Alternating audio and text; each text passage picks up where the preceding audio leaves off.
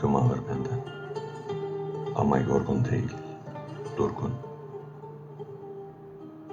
Konuşmayı unutmadım. Aksine susmayı öğrendim.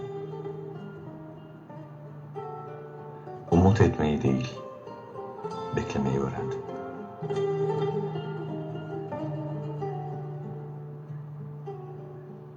Hiç şüphesiz bir şey düştü, bir enkaz gibi çöktü üzerime. Yerle bir etti beni. Hayatıma gelince, hayatım ise boş bir çerçeve.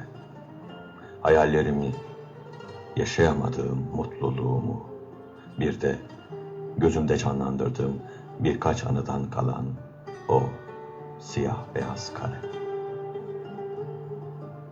Ama korkmuyorum. Benim de doğacak güneşim. Bir gün yağmur sonrası çıkacak. Karanlık gecelerime ışığım olacak. Elbet bir gün umut çiçeğim yeniden yeşerip solan yüzüm yeniden açacak. Bir umutla bekleyen gözlerim o günleri yaşatacak. Yaşatacak.